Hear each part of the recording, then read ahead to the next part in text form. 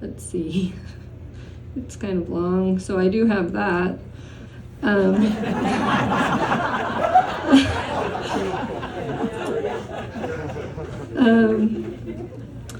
So again, I just want to thank Lauren and his wife for having us here as a place to gather for my dad. Yeah. I look around this space and I'm so grateful for everybody making the trip out here. He would be so happy to see everybody. Yeah. As most of you can probably tell from my lanky demeanor, Bruce is my father. Now, outside of Lauren's generosity in offering up the Red Dog as a venue, you may be wondering why I dragged all of you here to this small cowboy mountain town. As Bruce's daughter, I have countless stories and beautiful memories and moments of my father, layered one on top of the other in my mind. He was a unique character to call your dad, as you might imagine. Many of my most cherished memories are all a little off-kilter, but boy, he was the most incredible father that a daughter like me could have. Admittedly, I don't think fatherhood came naturally at first. He, as we already heard, almost killed me by trying to bounce a balled up piece of foil off of my forehead. It's landed squarely down my tiny baby throat. But both he and I grew into our roles in our own way.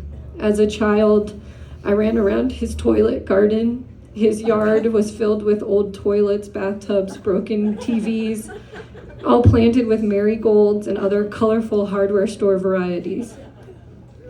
Once he moved to Spanish Springs, he'd take me to the craft store to pick out the most sparkly, colorful fabric they had so we could make it into flags for the wind to play with. Amongst all the U.S. patriots waving their red, white, and blue, my dad very clearly stated where his allegiance lie. As we got older, he became his version of a father, and I became my own brand of daughter. We could talk about anything: music, philosophy, drugs, big topic, boys, birth control, another weirdly big topic for him, politics, TV, and sometimes even sports if I was feeling it. But he'd also get on my ass for getting a B in French, or for raking the leaves like a goddamn teenager, which I was. He called me candy ass. I was raking like a candy ass. Yet in all these moments I have of him as my father, I didn't often get to see him just in his element, both as my dad and as Bruce, which is why the night that we spent here at the Red Dog is a memory that stands out and holds a lot of meaning for me.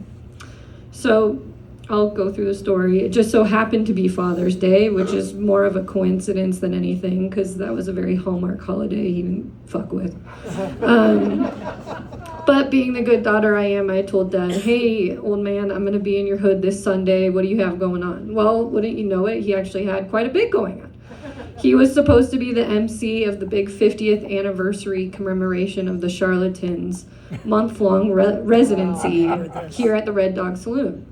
And the Charlatans are a psychedelic rock band. It was in '65, predates the Dead, like big fucking deal for Nevada rock history. But he said, "You know what? Why don't you come up and meet me?" Which, he usually kept those worlds kind of separate. Now, despite his duties as MC and the fact that his best buds and radio partners, Jeff and Sheila, were streaming the show, we got shut out of the Red Dog because he didn't buy a ticket. So instead, we hung outside as people passed us beer and wine behind the big old doorman who was wearing a top hat with a feather in it, while friends and fellow weirdos came out to chat. And it was this really warm summer night. And as this psychedelic country soundtrack seeped out the cracks of the place, it provided a tempo to keep himself entertained and to keep everyone else entertained in the most effortless way you've ever seen. He took hold of this small group not by force, but by the spectacular other ephemeral quality, one we've all been witness to. Eventually, we did weasel our way inside, the liquid light show bouncing off the faces of the old cowboys and cowboy lookalikes, and created another surreal atmosphere to layer into the evening. But there was something about sitting outside with him and a couple others under the moon in this strange old place that really hit me. Nothing extraordinary had happened, and yet getting to experience a Sunday like that with all these colorful characters and with a human as special as my dad, who just so happens to be my dad. It was like a song. So the other night, I was beginning what will be an immense and arduous process of cleaning his house. Yeah. It is that bad. I was in the bathroom. I was listening to Camper Van Beethoven, a band that he really loved, examining whether his bottle of expired sunscreen had meaning beyond utility. Should I just toss my own sunscreen out so I could keep this one dated to 2015? Should I toss his inhalers? He may need them if he ever shows back up. The smallest, most mundane items blurred my eyesight with tears. But then I looked over at his wall to see two items hanging there. One of them, a wooden sign hanging crookedly that said, "My house was cleaned last week, sorry you missed it." And the other, a framed quote that reads, "We are not human beings having a spiritual experience. We are spiritual beings having a human experience." They were right next to each other. And I realized something. I was putting more meaning on all of these innocuous items than he ever did, which is very obvious. He was the least materialistic person I've ever known. His house was a colorful, dusty mess, everything mismatched. Maybe that was one of the reasons he gravitated towards rainbows so much. Could anything be mismatched if it includes every color?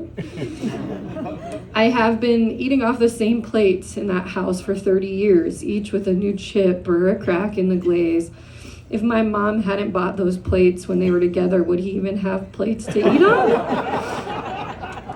There are shampoo and conditioner bottles I had left in his medicine closet 10 years prior, unmoved from their spot.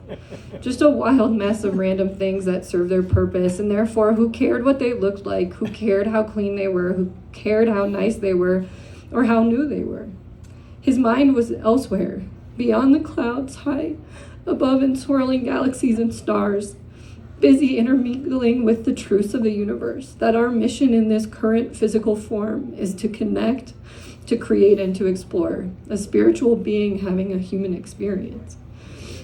He was amazed and utterly preoccupied by art, usually in the form of music, and by the sublime beauty of the natural world. And so who has time to sort through the junk or buy new dishes?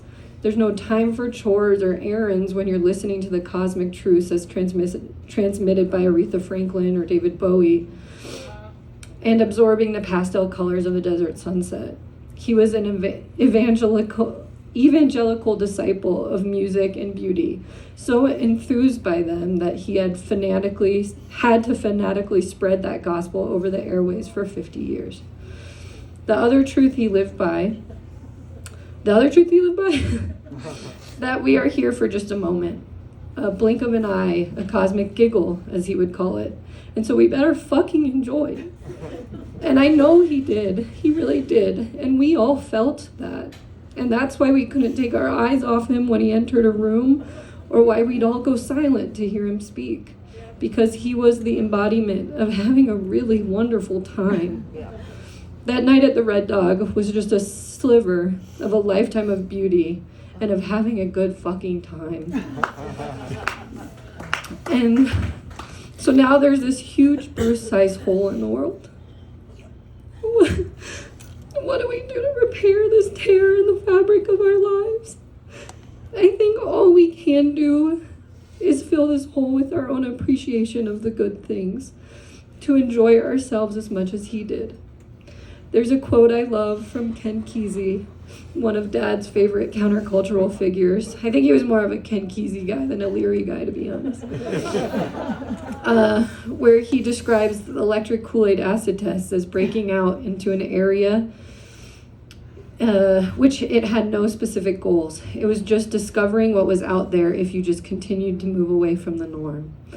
I think this sums up my dad's philosophy of life, to just enjoy the many gifts that are around you, to cultivate something special and meander through the party, contributing who you are to the room. Nothing else really matters other than love, music, beauty, and joy. And I'm so grateful for teaching him that. Thank you all for being here. Thank you.